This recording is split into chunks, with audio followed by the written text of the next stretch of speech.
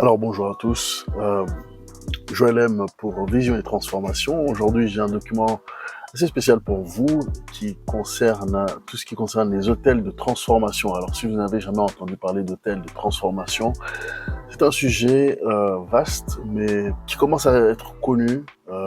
Donc il s'agit d'une prière collective, il s'agit d'une prière pour amener la transformation dans la nation. Il s'agit de finalement mettre en place un instrument qui fait que le ciel vienne agir dans le quotidien d'une nation, qui vient agir pour transformer une nation, qui change l'atmosphère et qui permet aux gens de voir de meilleurs jours et pour que le jugement de Dieu ne s'applique pas sur une nation, mais que la miséricorde et la grâce de Dieu continuent à agir et que les gens soient sauvés. Parce que la volonté de Dieu, c'est que tout homme soit sauvé. Alors, celui qui va présenter ceci, c'est pas moi, c'est John Mulinde, que Dieu a formé dans ce sens. Et justement, c'est lui que nous avons traduit. Alors, en deux mots, John Mulinde, c'est le révérend docteur John Mulinde, est le fondateur et le surveillant mondial de la mission mondiale de la trompette. Il y a un ministère international qui promeut le réveil transformateur à l'échelle mondiale. Et il a fait partie de l'œuvre de transformation que Dieu a accomplie dans la nation de l'Ouganda et dans les nations du monde entier. John a été appelé par le Seigneur à sonner la trompette dans les nations, appelant l'Église à la repentance et préparant le corps de Christ pour le jour du retour du Seigneur. Il a voyagé au cours des dernières décennies, partageant ce message à travers le monde. Le docteur Mulinde s'efforce de mobiliser un mouvement dans le corps mondial de Christ, c'est-à-dire des individus, des groupes, des églises, des ministères et des organisations pour compléter la grande commission au sein de cette génération qui est appelée Go Nations. John et sa femme Sheila ont 9 enfants et vivent à Kampala en Ouganda. Et donc voilà, c'est un homme assez extraordinaire. Vous allez découvrir son témoignage et peut-être dans les semaines et mois à suivre, on va vous amener des enseignements qu'il donne qui sont capitaux, même pour la francophonie, pour les pays francophones. Alors, tout simplement, voilà comme intro ce que je peux dire sur lui. Et c'est quelqu'un qui m'inspire beaucoup dans la vie de prière, ici en Europe, là où nous sommes, pour vos nations. Vous savez qu'il y a des jugements qui vont arriver, mais les jugements de Dieu peuvent être atténués si nous arrivons à transformer nos nations, si nous arrivons à les amener à la repentance, si nous arrivons à amener beaucoup d'individus, y compris dans les gouvernements, à la repentance, ça peut diminuer parce que Dieu cherche toujours, il est lent à la colère, il cherche toujours à sauver les âmes, même quand il amène ses jugements. Alors nous devons chercher Dieu dans sa bonté, dans sa grâce, dans sa miséricorde et l'amener, et justement amener les gens par la présence du Saint-Esprit à reconnaître leurs péchés, à confesser et à être transformés par Dieu. C'est comme ça que nous pouvons transformer nos quartiers, nos villes et nos régions et carrément nos pays. Voici ce message. Bon visionnage. N'hésitez pas à liker la vidéo si elle vous plaît et si vous êtes nouveau sur la chaîne, n'oubliez pas de vous abonner et d'activer la notification pour ne rater aucune de nos prochaines vidéos. Allez, on commence. Comme il l'a mentionné, nous avons été participants dans l'œuvre de Dieu qui a transformé la nation de l'Ouganda d'une nation très pauvre et brisée vers ce que Dieu en a fait jusqu'aujourd'hui. Et nous avons été privilégiés de participer dans ce que Dieu fait dans plusieurs parties du monde. Mais je veux partager avec vous, autant que j'ai été privilégié de voir l'œuvre de Dieu et lorsque Dieu a touché les nations, lorsqu'il a brisé les œuvres des ténèbres et nous avons vu le royaume de Dieu être manifesté, ça a commencé accidentellement. Je ne cherchais pas cela particulièrement et c'est ce que je veux partager avec vous aujourd'hui.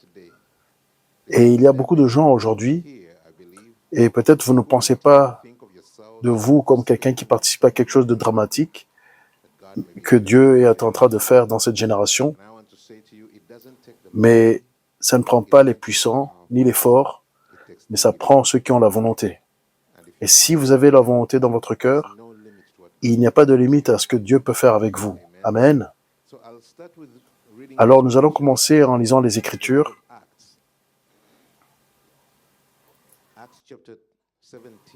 Actes chapitre 17 et versets 26 et 27. Et ça dit, « Et il a fait d'une nation, et à partir d'un seul homme, il a créé tous les peuples pour qu'ils habitent toute la surface de la terre. Il a fixé les périodes déterminées et établi les limites de leur domaine. Par tout cela, Dieu invitait les hommes à le chercher et à le trouver, peut-être comme à tâtons, lui qui n'est pas loin de chacun de nous. » Prions. Père Céleste, Créateur de l'univers et de la terre, nous te remercions parce que tu nous as réunis ici ce soir pour élever ton nom, pour te glorifier et te magnifier. Et notre désir est de voir ton royaume grandir et voir ta volonté faite sur la terre comme au ciel. Alors nous prions, Père, agis en nous par la puissance de ta parole. Donne-nous ta révélation, ta sagesse et ta compréhension. Et donne-nous la grâce d'aller dehors et porter des fruits qui vont perdurer. Et nous te remercions et nous te donnons toute la gloire et l'honneur. Au nom de Jésus. Amen. Alors, je vais partager avec vous de cœur à cœur. Ne regardez pas ceci comme une prédication ou un enseignement. Je veux juste vous parler. Je viens de l'Ouganda. Et en Ouganda, lorsqu'on parle l'un en l'autre, on aime s'encourager les uns les autres. Et on dit, ok, alors gloire à Dieu. Et je voudrais qu'on interagisse. Et je voudrais aussi vous entendre lorsque je parle. Amen. Amen. Je vous entends plus fort que ça. Amen. Oui, ça c'est mieux. Alors, je suis né dans la ville de Kampala.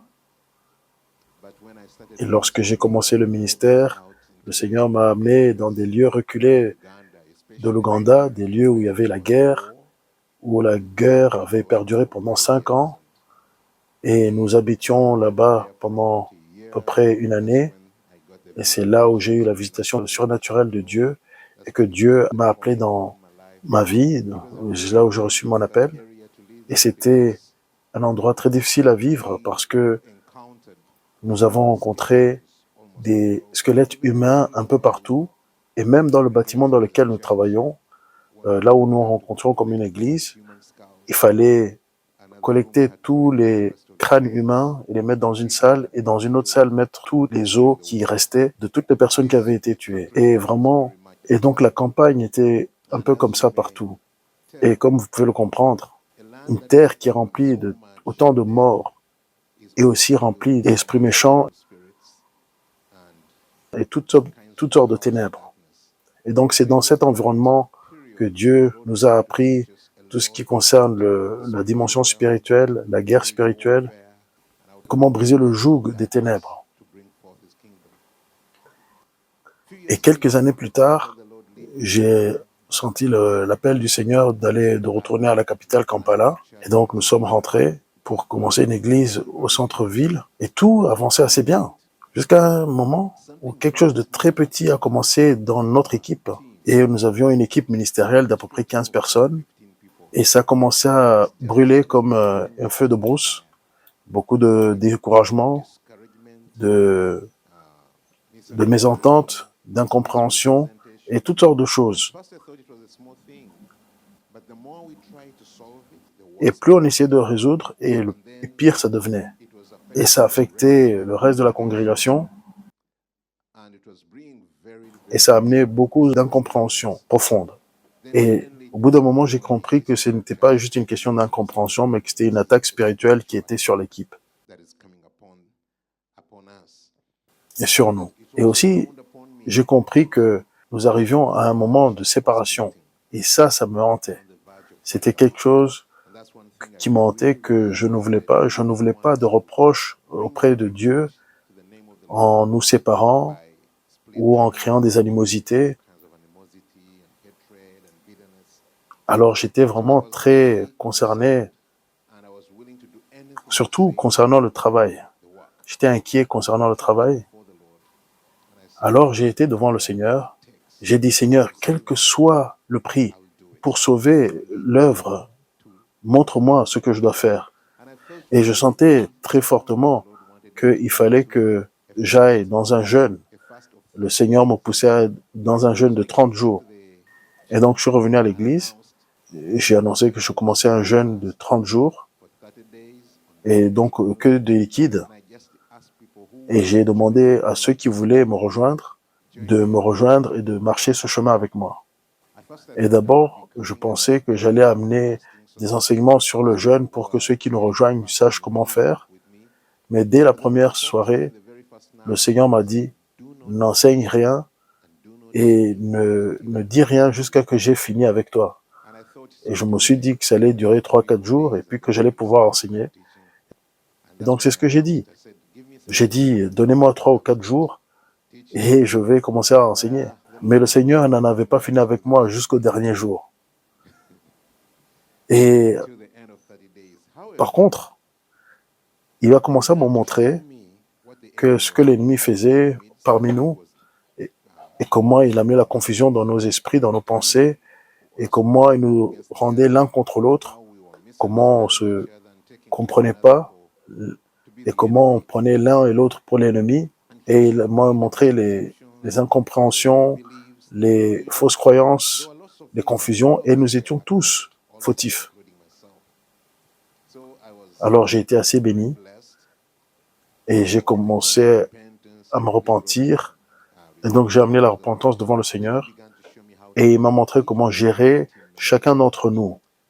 Et donc à la fin de 2 semaines, tout devenait très clair et je savais que j'avais les réponses que j'avais besoin pour résoudre les problèmes. Et tout en moi voulait arrêter le jeûne et mettre en place ce que le Seigneur m'avait montré. Mais j'avais fait un vœu de 30 jours et je n'avais fait que 14 jours. Alors j'ai été devant le Seigneur en prière et je demandais au Seigneur, est-ce que je peux arrêter mon jeûne pour que je puisse aller implémenter, mettre en effet les choses que tu m'as montrées et terminer tous ces problèmes pour que le diable ne puisse pas continuer à faire des problèmes dans le ministère. Alors ce que le Seigneur m'a répondu, d'abord m'a choqué, deuxièmement, ce n'était pas connecté à ce que je demandais, et troisièmement, ça a complètement changé ma perspective concernant le ministère. Et rappelez-vous que mon inquiétude, c'était de maintenir le ministère pour qu'il n'y ait pas de reproche envers Dieu, qu'on reste ensemble, pour qu'il n'y ait pas de reproche envers le Seigneur. Et le Seigneur m'a demandé, si tout ce que tu as les yeux pour, c'est le ministère, je veux que tu saches que tu ne vas pas pouvoir accomplir ton ministère. Si tout ce que tu vois et si tout ce qui t'intéresse concerne le ministère, je veux que tu saches que tu ne vas jamais l'accomplir. Et je ne savais pas comment répondre. J'étais complètement confus. Et il a continué à dire, ce que tu as reçu et ce que tu vois comme ton ministère est une petite portion de ce que je suis en train de faire. Et si tu ne vois pas l'image entière, tu vas construire là où tu ne dois pas construire, et tu vas construire ce que tu ne dois pas construire, et tu vas faire des choses que tu ne dois pas faire, et tu vas me forcer à les défaire, et tu vas me forcer à te résister, jusqu'à ce que tu vois la totalité de l'œuvre que je fais. Et tu ne pourras jamais construire correctement. Alors j'ai commencé à prier, Seigneur, quelle est la grande image? Montre-moi la grande image. Et il m'a dit, mais est-ce que tu sais ce que je fais avec ta nation? Et j'ai dit non. Est-ce que tu sais ce que je fais avec les nations du monde? J'ai dit non. Et il m'a dit, si tu ne sais pas ce que je suis en train de faire avec les nations, comment vas-tu participer pour la grande commission? Et pour moi, ça n'avait pas de sens, parce que la grande commission était liée. Qu'est-ce que les nations ont à voir avec la grande commission, je me disais. Et j'étais là, confus, et il m'a dit, mais que dit la grande commission? Sans réfléchir, j'ai répété les paroles que Jésus-Christ a dit aux apôtres. Allez dans le monde et faites de toutes les nations des disciples. Et quand j'ai dit nation, j'ai fait oh.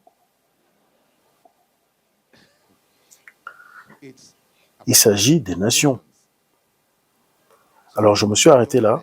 Si tu ne sais pas, Dieu m'a dit, si tu ne sais pas ce que je fais parmi les nations, comment peux-tu faire des nations des disciples?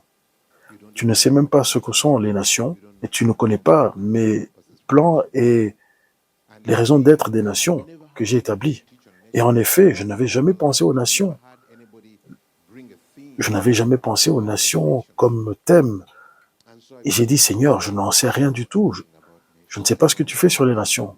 Est-ce que tu peux m'enseigner? Il a dit, continue ton jeûne. Rappelez-vous, ma question était, est-ce que je peux arrêter le jeûne? Alors il m'a dit, continue ton jeûne. Et il m'a dit, ce n'est plus concernant mon ministère, excusez-moi, et ce n'est plus concernant les incompréhensions ou les quiproquos,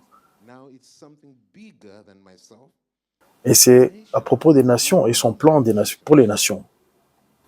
Alors il m'a mené vers la parole et m'a dit, retourne dans ma parole et cherche à comprendre. Alors dans ces 2 semaines, la grâce du Seigneur est venue sur moi et je suis retourné dans les Écritures de Genèse et j'ai lu la Bible comme je lisais un livre.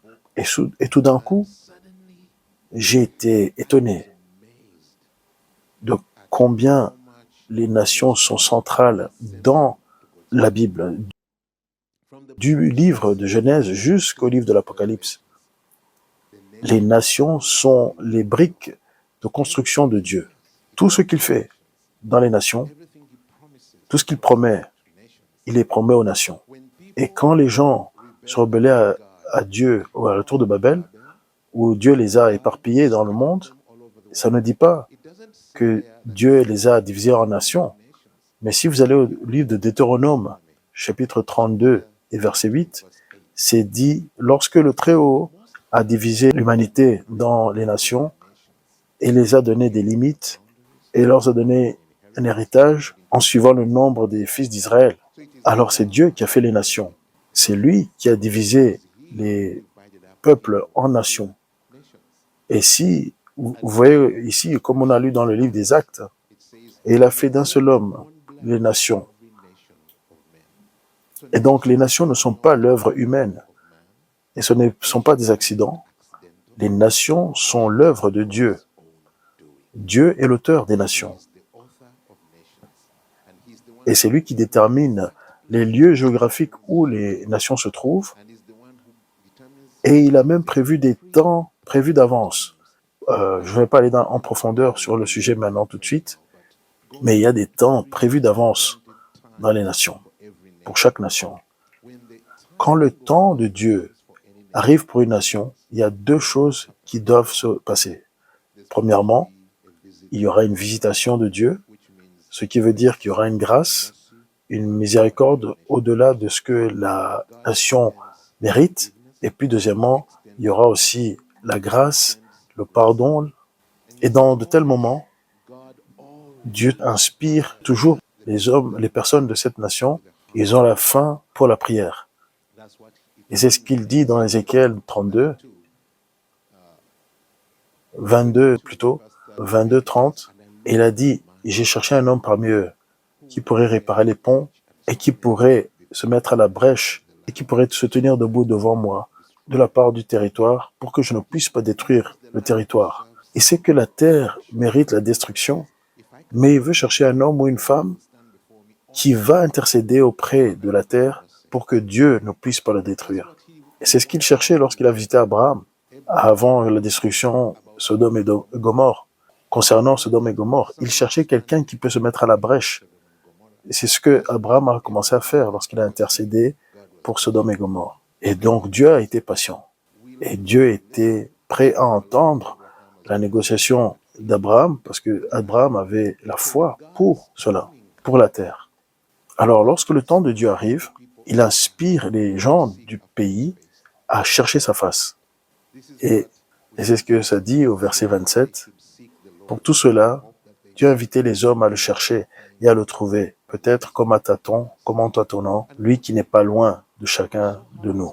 Et malheureusement, ça arrive tellement de fois que les nations n'arrivent pas à lire les signes de la visitation de Dieu. Jésus a demandé aux Juifs, vous savez discerner lorsqu'il va pleuvoir, vous savez aussi quand il va faire sec.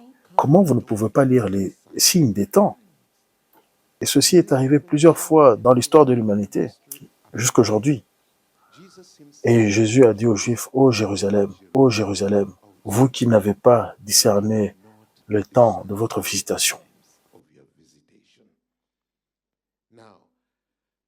Alors, les temps prévus d'avance sont des temps de grâce et de chercher le pardon.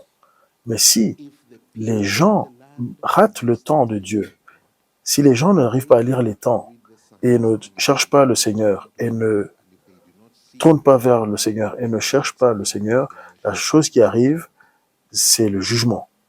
Et je sais que nous vivons dans des temps où les gens ne croient même pas que Dieu est un Dieu de jugement. Mais Dieu est le même hier, aujourd'hui et éternellement. Il ne change pas. Ce n'est pas un Dieu de saison. C'est un Dieu qui est constant. Et il est vrai à lui-même. Et c'est pour cela que nous pouvons faire confiance à sa parole qui a été écrite il y a des milliers d'années. Parce qu'il ne change pas. Et il est le même Dieu. Et il promet la justice, la droiture et l'amour. Mais il est aussi le Dieu de jugement. Et voilà pourquoi Jésus pouvait dire aux Juifs, vous n'avez pas discerné les temps de votre visitation. Et c'est pour ça qu'il a dit que votre maison vous est laissée désolée. Et vous ne me verrez pas jusqu'à ce que vous disiez, béni soit celui qui vient au nom du Seigneur. Quand est-ce que Jésus a dit ça? Il y a 2000 ans. Est-ce que ce temps est arrivé? Est-ce qu'il y a une autre visitation pour Israël? Pas encore. Et c'est pour ça que maintenant nous prions beaucoup pour Israël, pour que un jour Israël s'ouvre encore pour le Messie.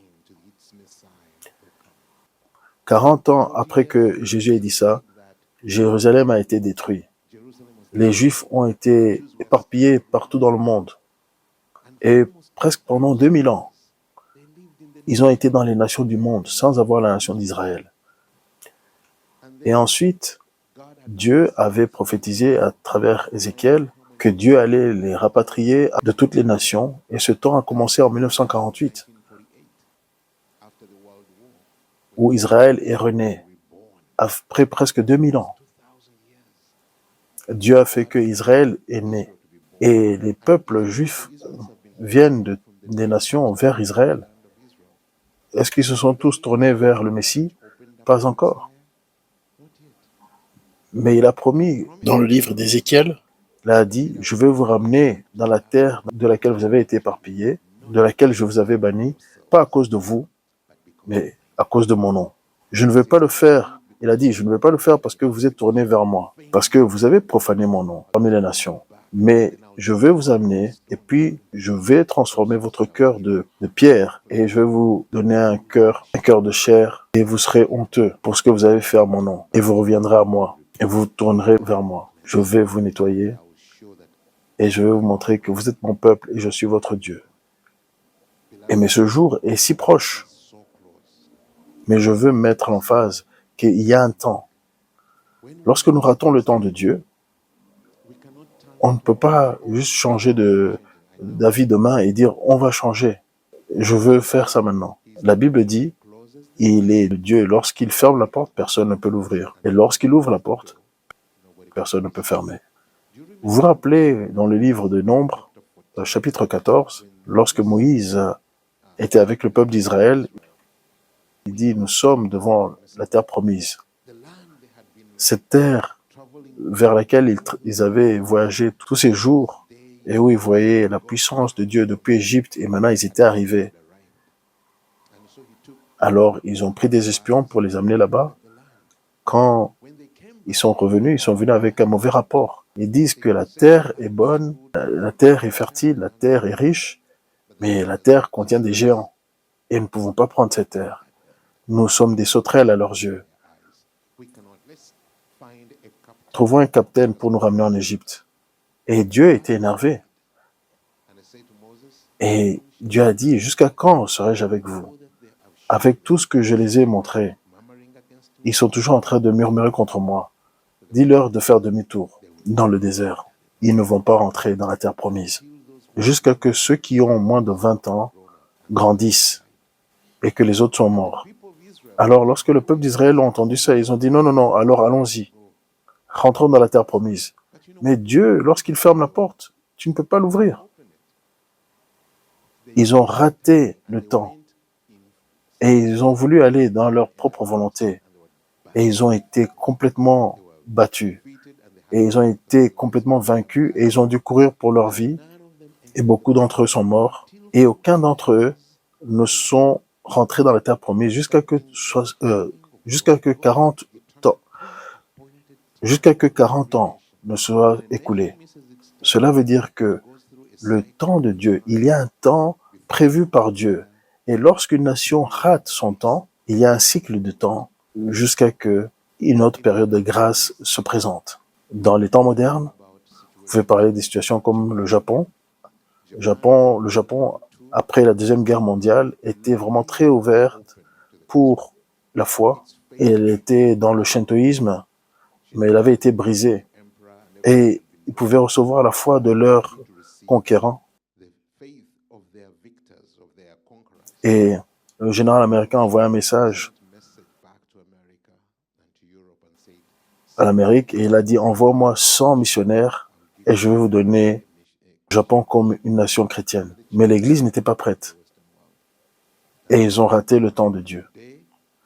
Aujourd'hui, le Japon, c'est un des lieux qui coûte le plus au niveau de la mission évangélique et avec très peu de fruits. Donc, concernant l'évangile là-bas.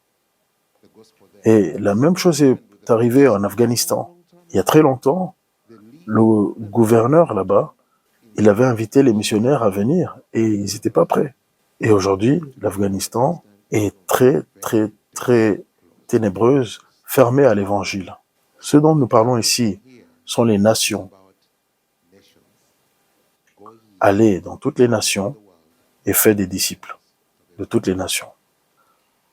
Quand je lisais les Écritures pendant ces 2 semaines pour arrêter mon jeûne,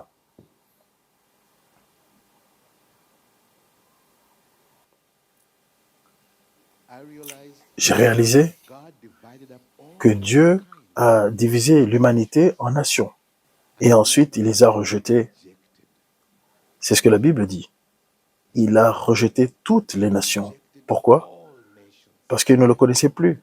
Ils vénéraient des idoles, ils faisaient de l'immoralité, de l'iniquité, ils pratiquaient des abominations. Donc Dieu les a rejetés. Et la Bible dit qu'il a traité toutes les nations comme si ce n'étaient pas des peuples. Donc c'est à dire que Dieu a tourné son regard ailleurs, jusqu'à qu'il a trouvé un homme, Abraham, et il a dit, je vais faire de toi une nation. Et je vais bénir cette nation. Et qui bénit cette nation, je le bénirai. Et tous ceux qui maudissent la nation, je les maudirai. Parce que de cette nation, toutes les nations du monde seront bénies. D'abord, est-ce que vous réalisez qu'il n'a pas appelé Abraham comme un seul individu? Il n'a pas appelé comme un ministère. Il ne l'a pas appelé comme une dénomination. Il l'a appelé comme une nation. Il a dit, je vais faire de toi une nation. Et combien ça a pris de temps pour qu'il produise une nation à partir d'Abraham? 400 ans. Et Dieu a dit, sache que tes descendants seront captifs dans une autre terre, dans un autre pays. Mais après ce temps, je les ferai sortir et je les ramènerai vers cette terre-ci. Et vous vous rappelez, Abraham a vécu et est mort, Isaac a vécu et est mort, et ensuite Jacob, dans les temps de la famine, lorsque Joseph était en Égypte, Et Joseph a dit, mais venez, laissez toute la famille venir. Jacob n'était pas sûr qu'il devrait quitter la terre promise pour aller en Égypte. Mais Dieu l'a dit, ne crains pas d'aller en Égypte, parce que là-bas, je vais faire de toi une nation. Donc Dieu est un Dieu de constance. Quand il dit quelque chose, il va le faire. Alors, posez-vous la question, pourquoi il avait besoin d'une nation afin d'amener la rédemption des nations? Il aurait pu faire un ministère, comme aujourd'hui tout le monde pense ministère, ministère, ministère. Mais lorsqu'il nous a envoyés, il nous a envoyés vers les nations, comme une église. Allez dans le monde entier et faites des nations des disciples.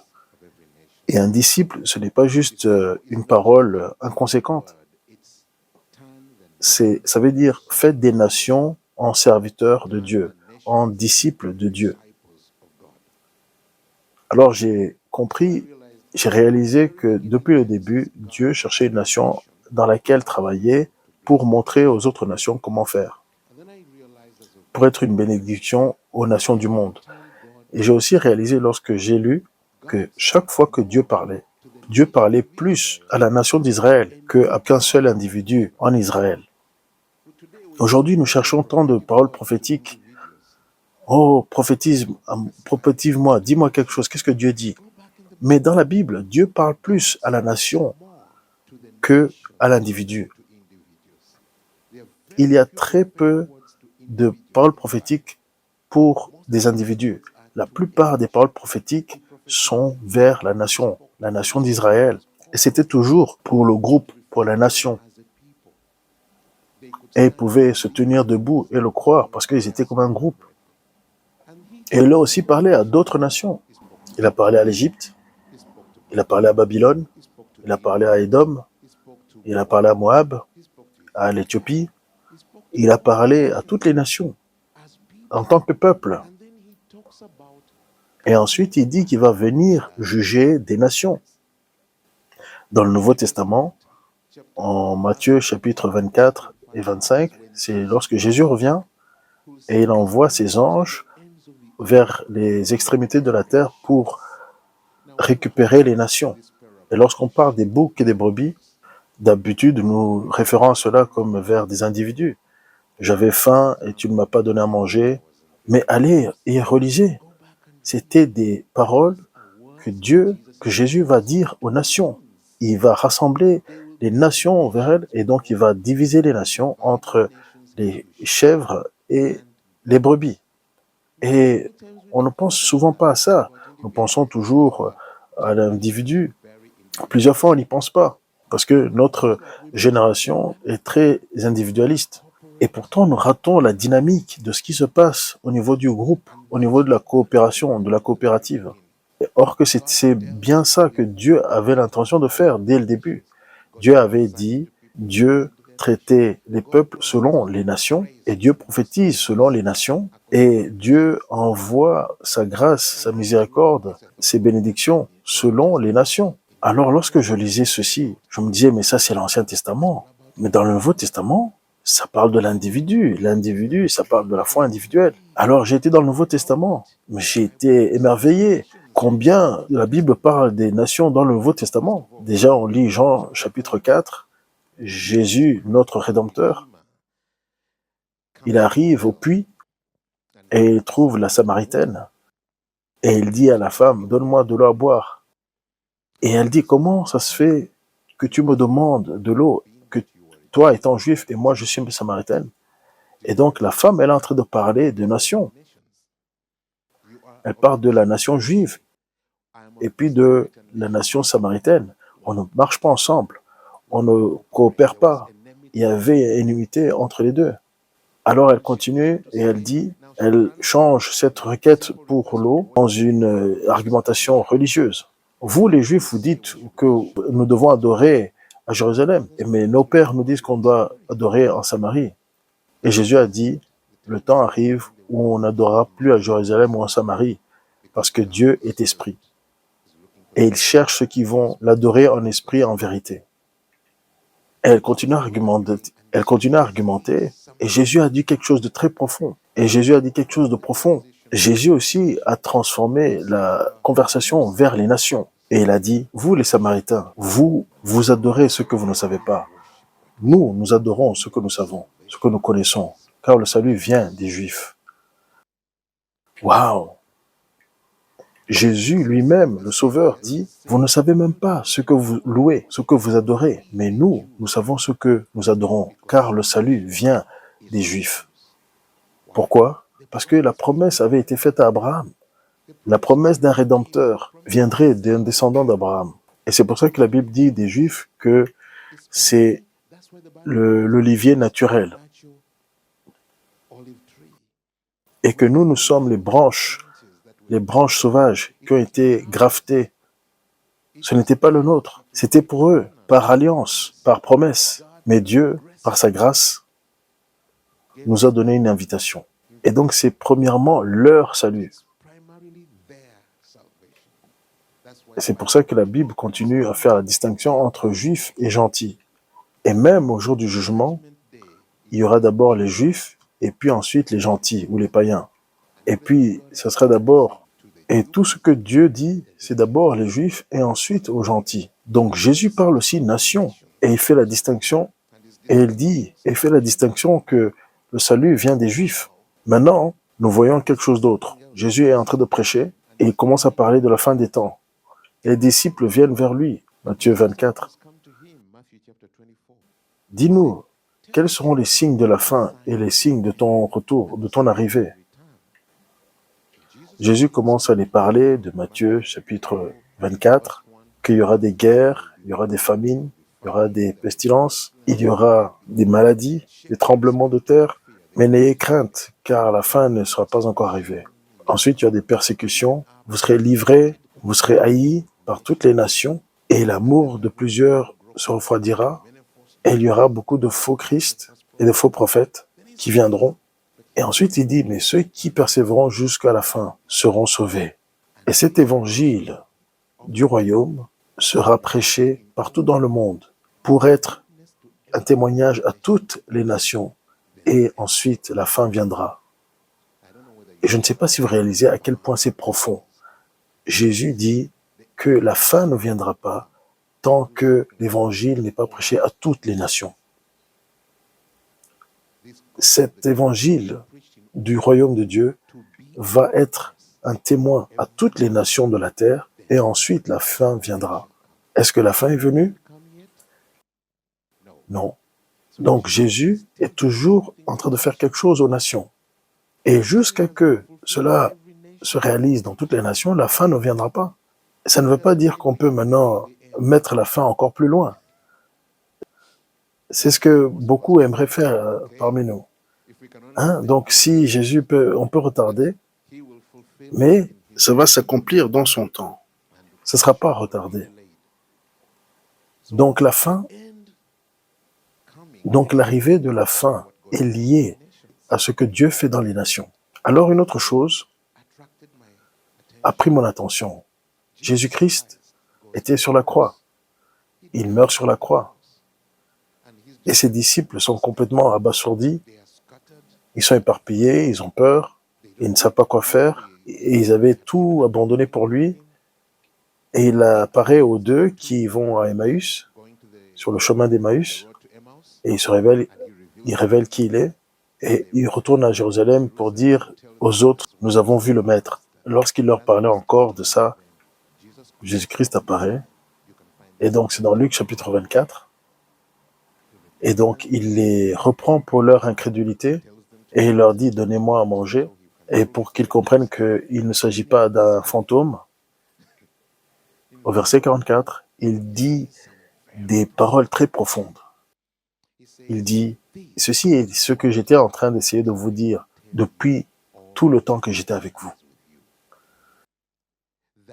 Que chaque chose qui était écrite à propos de moi, de Moïse, aux prophètes, aux psaumes, fallait qu'elle soit accomplie, que Christ devait venir et mourir, et après 3 jours être ressuscité.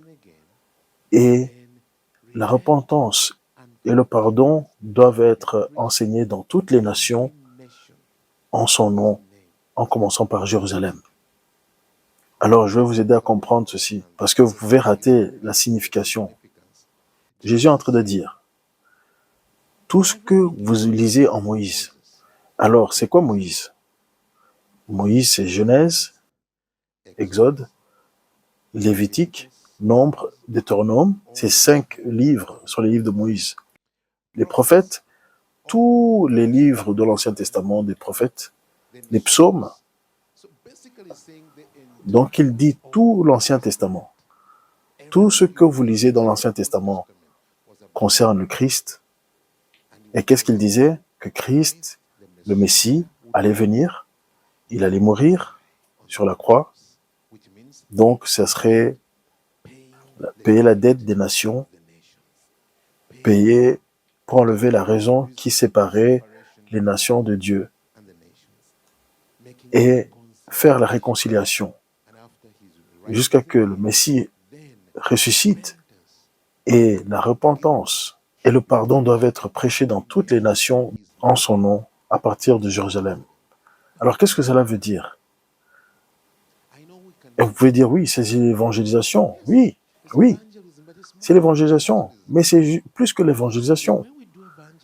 Parce que la manière que nous faisons l'évangélisation, c'est nous parlons à l'individu de leur péché personnel ou individuel. Ce qui est correct. C'est important d'amener les gens à Christ. Mais lorsque vous amenez 1000 personnes vers le Seigneur avec l'évangélisation personnelle, ce que vous êtes en train de traiter, c'est le péché personnel, ce que eux connaissent qu'ils ont commis. Et ils vont s'en repentir et venir au Seigneur. Mais il y a quelque chose que vous ne touchez pas. Il y a le péché coopératif ou le péché de groupe, le péché national du peuple. Vous ne touchez pas les péchés dans leur culture, vous ne touchez pas au péché dans leur histoire, vous ne touchez pas au péché dans leur perspective mondiale. Mais la Bible dit dans Exode chapitre 34, « Je suis le Seigneur qui se rappelle de la miséricorde jusqu'à 1000 générations, mais je suis le Dieu qui ne laisse pas le coupable être libre. Mais je visiterai leur culpabilité des pères sur les enfants et aux enfants des enfants jusqu'à la 3e et 4e génération. » Nous vivons dans un temps où beaucoup de choses se passent dans les nations que nous ne comprenons pas et que nous ne pouvons pas expliquer. Et nous demandons pourquoi le Seigneur permet que cela arrive. Et parfois, c'est une souffrance qui est bien au-delà de ce que nous pouvons penser, bien au-delà de l'explication. Et pour d'autres, on a l'impression que les nations vont bien, il n'y a pas de guerre, il n'y a pas de famine, mais ils sont en train de perdre leur héritage chrétien. Et ils sont en train d'être pris. Les enfants sont en train de grandir dans un environnement où il n'y a pas de différence entre ce qui est bon et mauvais, entre ce qui est saint et profane. Et c'est ce que la Bible dit. Ils ont été vendus pour rien. Et ces jeunes grandissent sans sentiment de conviction. Et ce n'est pas leur choix personnel. C'est parce qu'ils se trouvent dans la société dans laquelle ils vivent. Parce qu'il y a des péchés nationaux ou des péchés de groupe qui n'ont pas été gérés. Et l'Église s'appelle le sel de la terre. Et le sel est supposé empêcher la société de... Le sel est supposé empêcher à la société de pourrir. Quand l'Église perd sa capacité à être salée, à quoi bon sert-elle? L'Église, dans beaucoup de pays aujourd'hui, qui était traditionnellement chrétienne, a perdu sa salinité. Elle n'a plus la force. Elle n'empêche plus ces nations de pourrir. Et nous sommes en train de voir ces sociétés pourrir. Et ils sont en train de mettre des lois qui sont en train de permettre que des abominations soient acceptables, qui continuent à dire à leur peuple, ce n'est pas acceptable de tenir les standards de l'Évangile et les standards de la sainteté. Et ils le font sembler comme si c'était du vieux jeu pour avoir un code moral divin.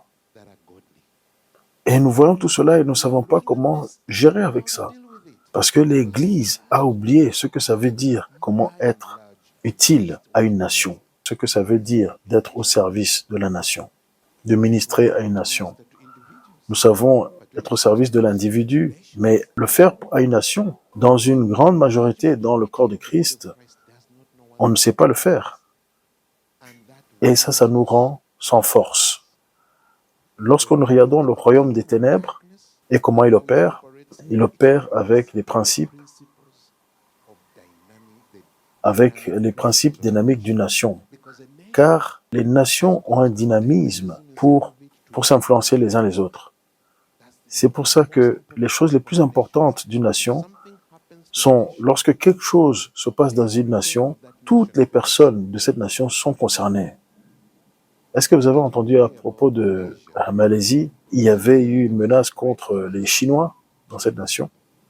Et nous étions là-bas et les personnes d'origine chinoise disaient s'il vous plaît, priez pour nous parce qu'il y a des rumeurs de vouloir verser le sang qui est en train d'être remué, ces rumeurs contre les gens, même par les gens dans les hautes sphères en autorité. Et qu'est-ce que la Chine a fait? Qu'est-ce que la Chine a dit? La Chine a dit, si vous maltraitez les Chinois parmi vous, nous n'allons pas rester à rien faire. Et ces Chinois ne sont pas citoyens de la Chine. Ils sont citoyens de la Malaisie. Mais la Chine a dit, hey, ils font partie de notre peuple. Ils sont Chinois. Donc nous n'allons pas être là à rien faire et voir. Voilà ce qui se passe dans les nations. Il y a quelque chose dans la nation, de l'intérieur, qui fait qu'on a le sentiment que nous sommes un. Pas parce que nous avons été à l'école ensemble, qu'on a étudié ensemble, pas parce que nous participons à la même économie, pas parce que nous partageons quoi que ce soit ensemble, mais c'est parce que nous partageons quelque chose que Dieu nous a donné ensemble. Qu'est-ce qu'une nation devant Dieu? Une nation est un groupe de personnes qui ont une identité commune et une destinée commune. Et qu'est-ce qu'une nation devant Dieu?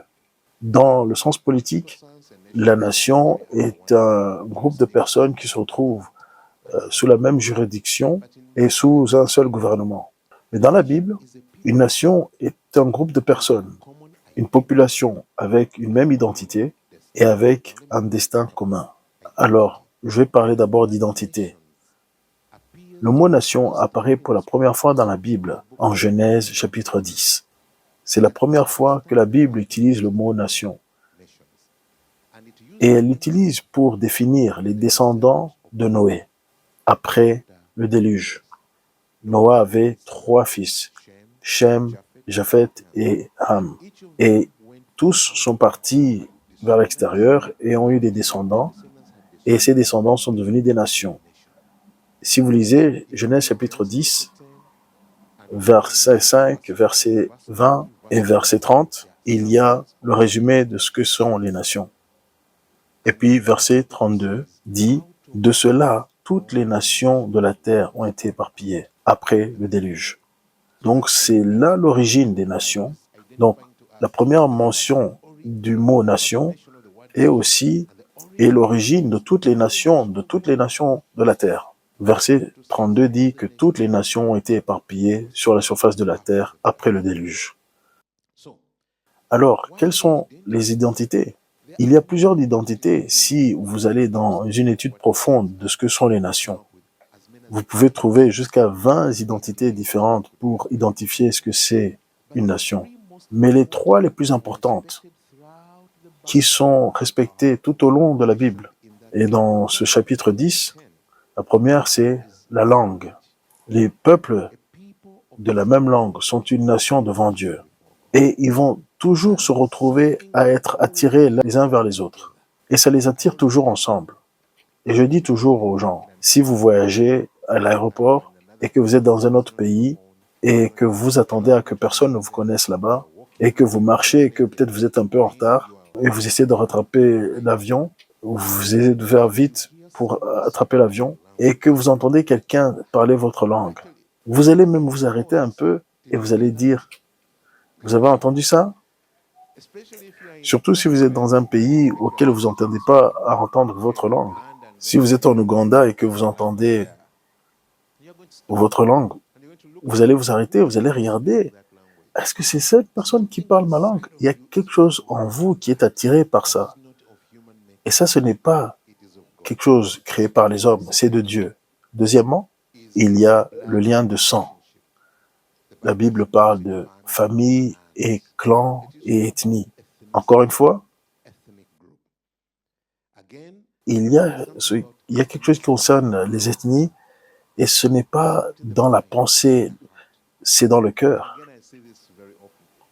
Et encore, je vais le dire ouvertement, si vous êtes ou si vous bougez dans cette partie du monde, vous n'allez pas le remarquer.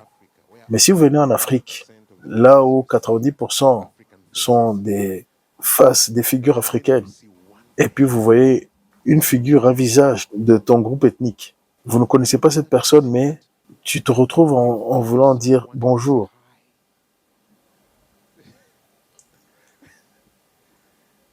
Et c'est tout, vous n'avez pas envie de dire plus. Mais vous allez les passer devant et vous allez dire bonjour. Il n'y a pas de conversation, il n'y a rien. Mais il y a quelque chose qui dit, je te reconnais. Et ce n'est pas une question d'être raciste.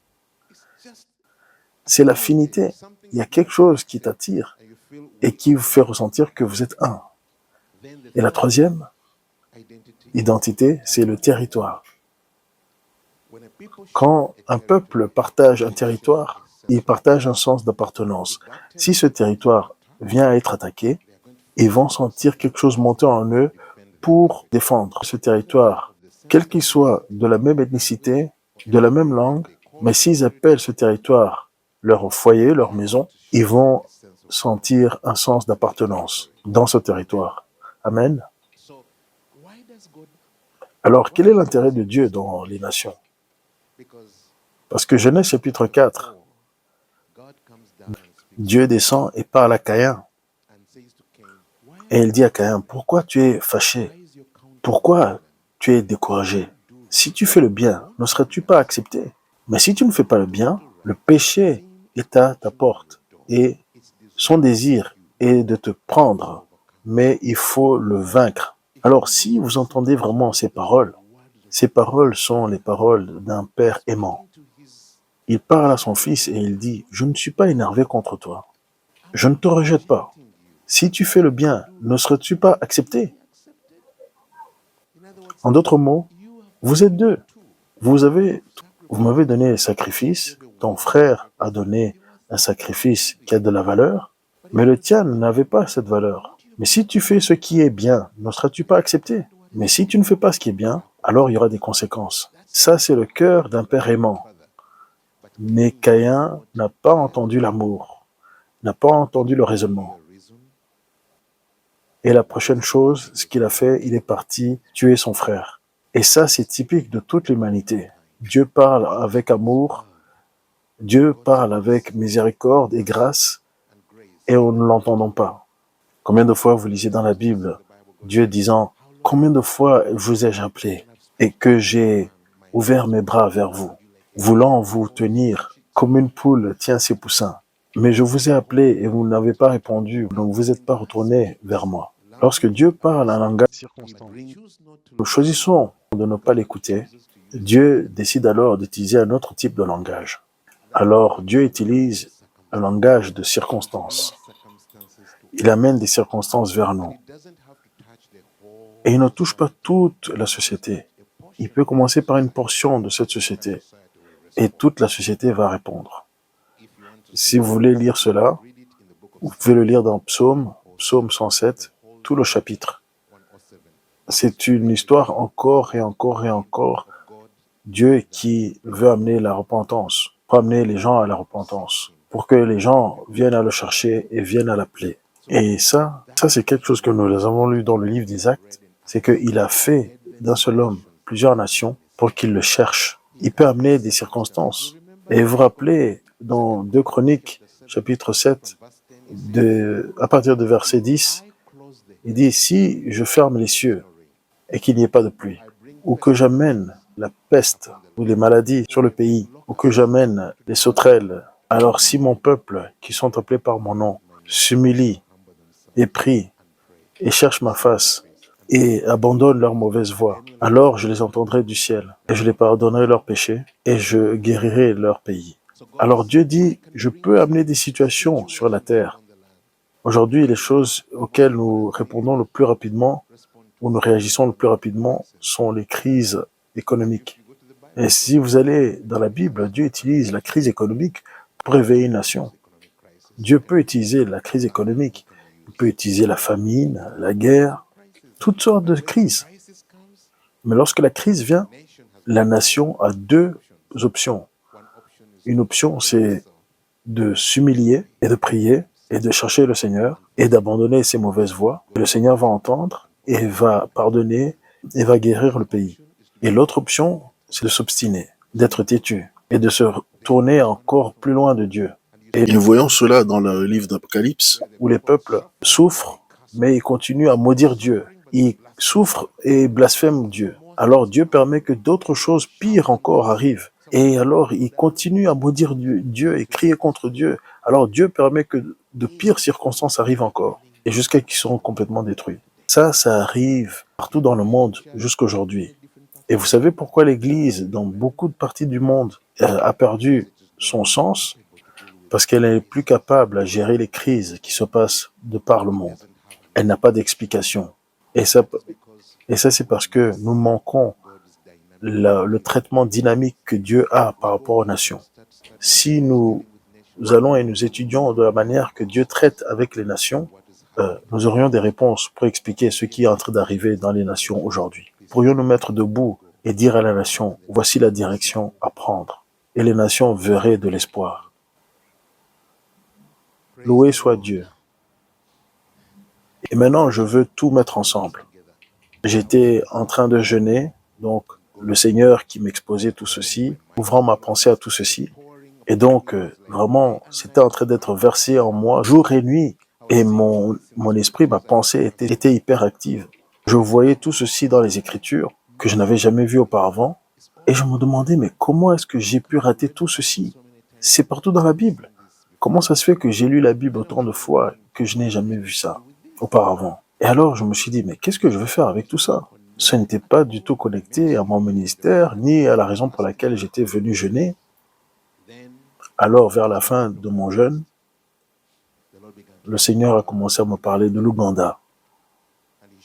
Alors, il m'a montré les fondations de l'Ouganda. Et que l'Ouganda est composé de 15 groupes ethniques différents qui ont accepté de travailler ensemble et former un seul pays. Et il m'a montré aussi les racines négatives et les péchés de chacun des groupes. Et donc, tout ceci ont contribué à former les péchés de l'Ouganda. Et il m'a montré comment ils affectent la nation socialement, financièrement, culturellement, et comment ça forme le caractère de notre nation. Et je vous ai parlé de ce que sont les nations.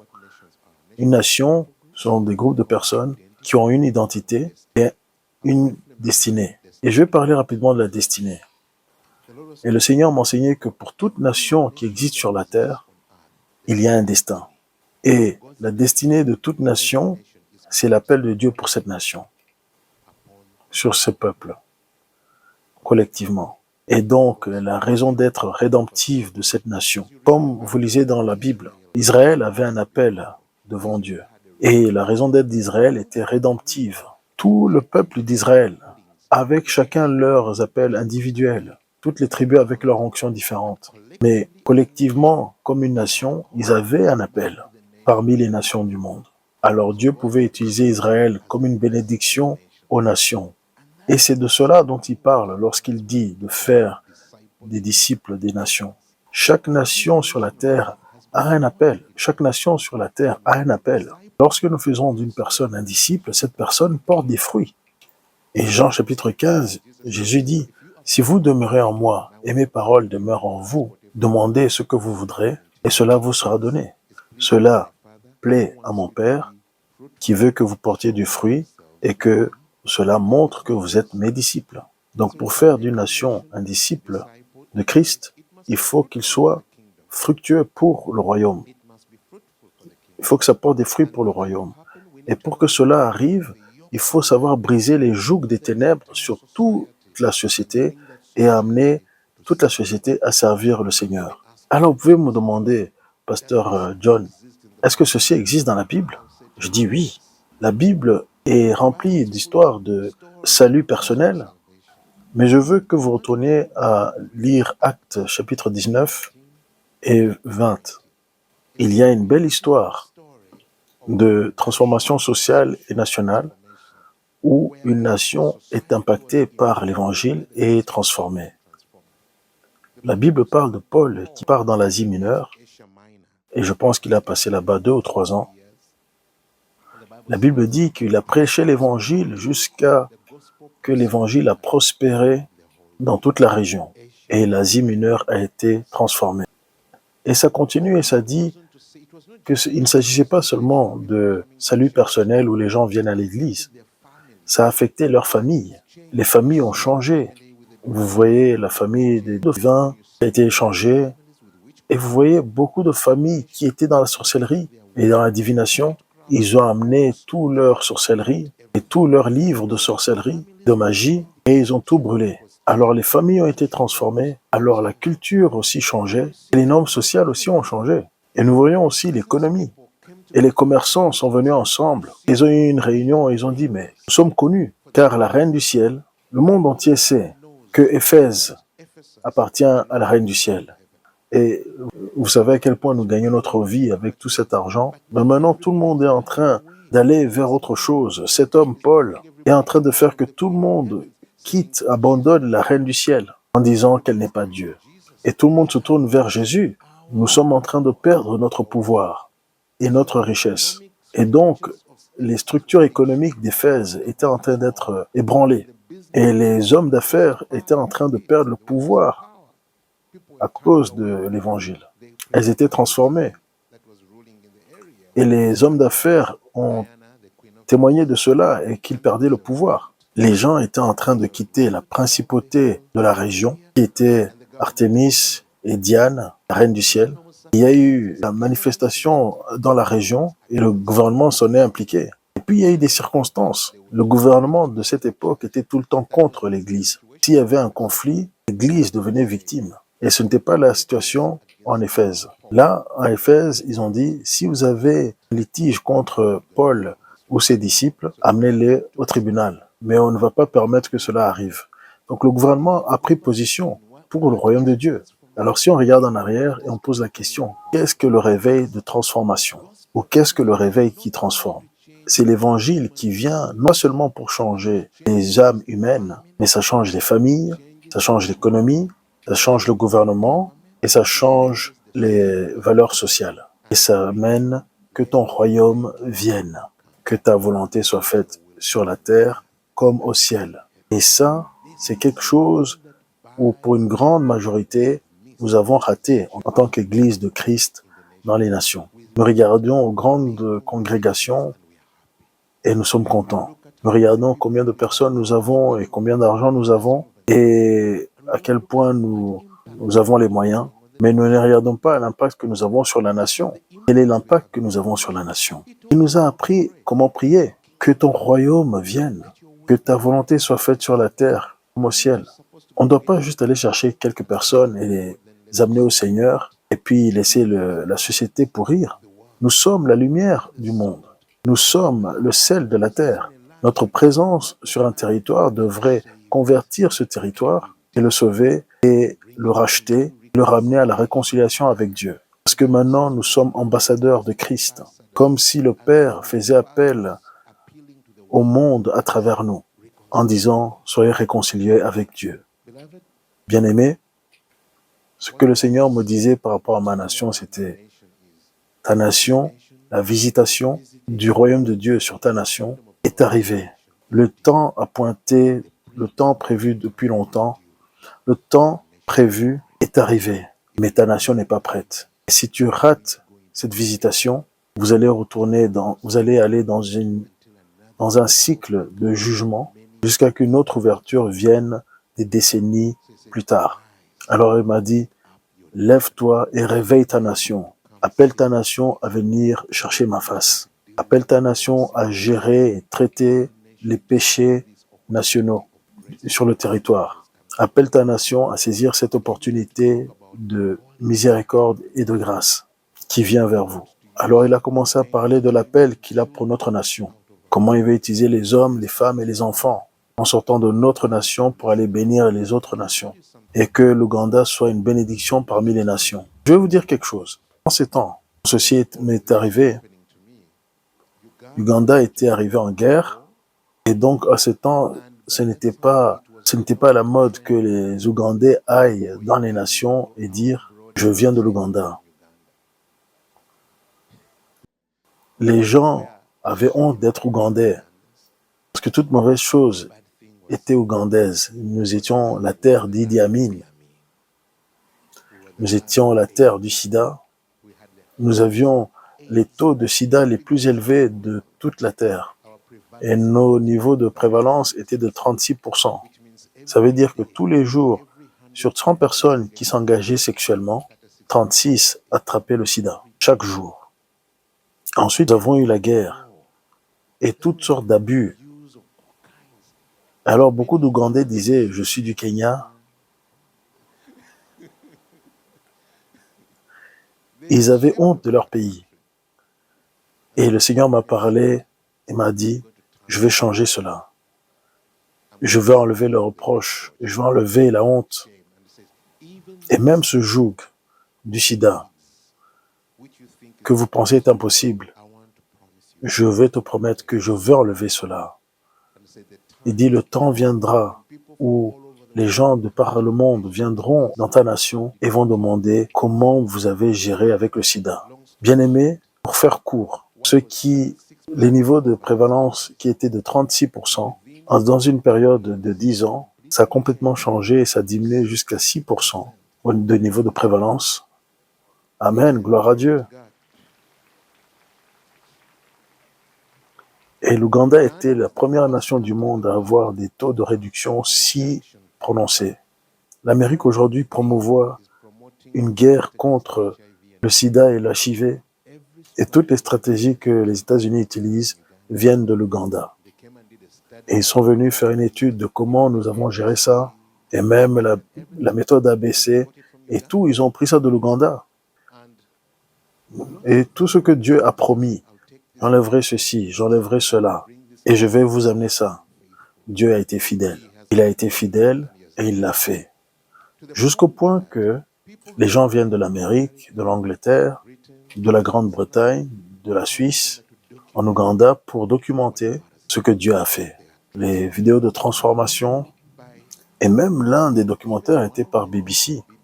Ils sont venus, ils ont tracé ce qui s'est passé sur le territoire ougandais, et même CNN, le rôle de la foi dans la transformation de la nation. Et je veux vous dire, bien-aimés, ça c'est l'appel de Dieu. Et je vais finir avec cette écriture. Joël chapitre 2, Joël chapitre 3, verset 9, jusqu'à verset 14.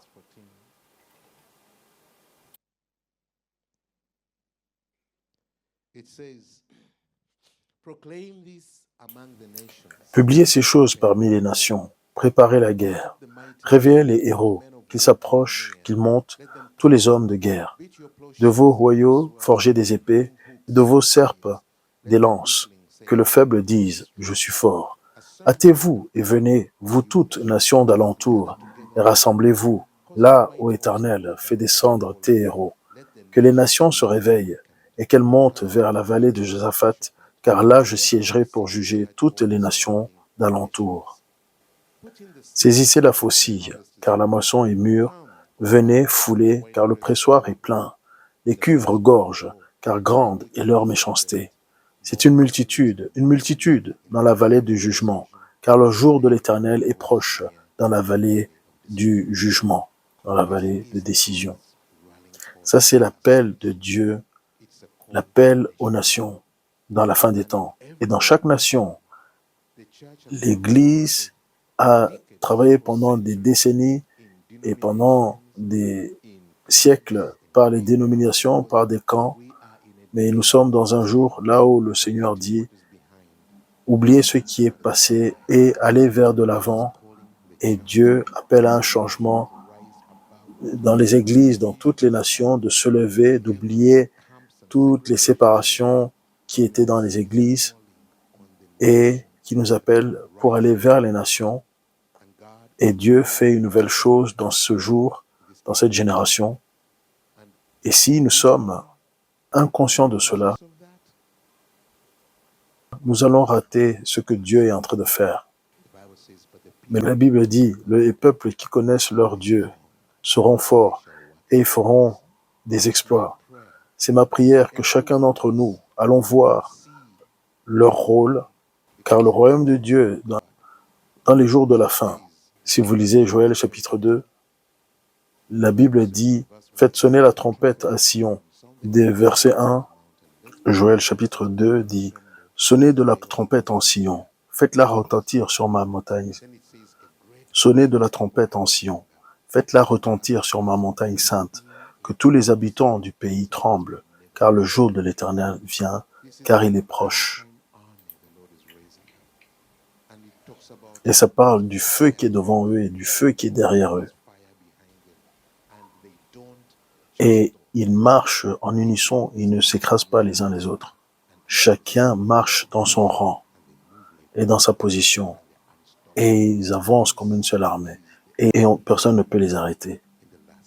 Ça, c'est l'armée du Seigneur dans la fin des temps. Ce n'est pas juste pour les grands noms, les pasteurs, les leaders.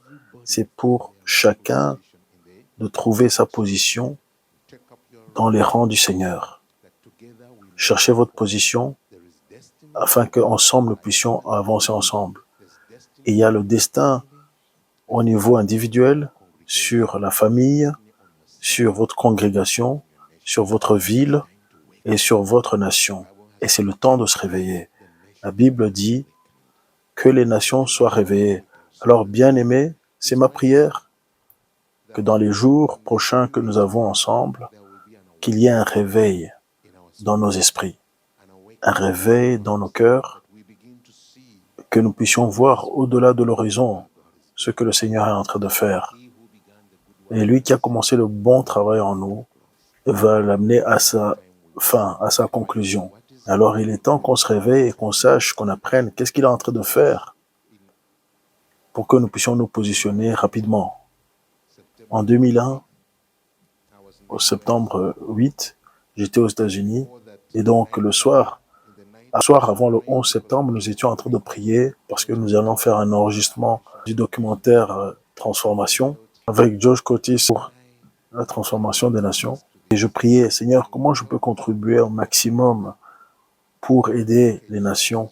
Et Seigneur, permets-nous de ne pas juste faire un autre cage qui est fait par les hommes, mais vraiment que nous puissions porter ton cœur. Et le Seigneur a commencé à me parler. Et il m'a dit, je veux que tu saches ce soir, le monde a changé. Et demain, il y aura un nouveau monde. Et ça, ce n'est que les débuts. Et le monde va changer très, très rapidement. Et dans les quelques prochaines années, tu vas voir les nations changer, le monde changer, et les affaires du monde changer, et l'Église va changer. Il a dit tellement de choses que je ne comprenais pas. Et le matin, je me préparais à aller faire l'enregistrement. Et quelqu'un m'appelle et me dit, est-ce que tu as vu ce qui s'est passé à New York? J'ai dit non. Il a dit, allume la télé. Alors j'ai allumé la télé. J'ai vu les images des avions qui allaient dans les tours jumelles. Et ça, c'était le début des changements qui a commencé depuis et qui continue depuis. Une chose que le Seigneur a dit, il a dit, dis à mon peuple, si vous ne changez pas maintenant, vous deviendrez inutiles demain. Donc, il est important que nous deviendrons ce que Dieu nous appelle à être. Sinon, nous serons inutiles et nous serons mis de côté et nous serons considérés bons à rien. Et donc, je prie que pour les prochains jours que nous serons ensemble, nous puissions toucher aux choses que Dieu veut que nous soyons. Je veux que nous puissions toucher aux choses que Dieu désire que nous puissions monter à l'occasion. Et ici, vous avez des hôtels de prière. C'est quoi les hôtels de prière? Et comment ils s'intègrent dans les intérêts éternels de Dieu? Et comment nous travaillons au-delà de créer un ministère, mais comment nous amenons le royaume de Dieu qui transforme la société? Et je vais demander qu'on se termine là ce soir, mais que nous puissions prendre quelques minutes pour prier. Alors si vous pouvez vous lever. Que pensez-vous de cette vidéo? Est-ce que vous êtes d'accord? Est-ce que vous n'êtes pas d'accord? Ou est-ce que vous voyez les choses autrement? Ou si vous avez reçu autre chose qui va avec ce message, laissez un commentaire. Si cette vidéo vous interpelle, si cette vidéo vous parle, laissez un commentaire. Partagez vos rêves, vos expériences de mort imminente, vos expériences spirituelles à l'adresse ci-dessous visiontransformation.info@gmail.com. Nous connaissons en partie, nous prophétisons en partie. Donc plus nous en savons et mieux nous marchons.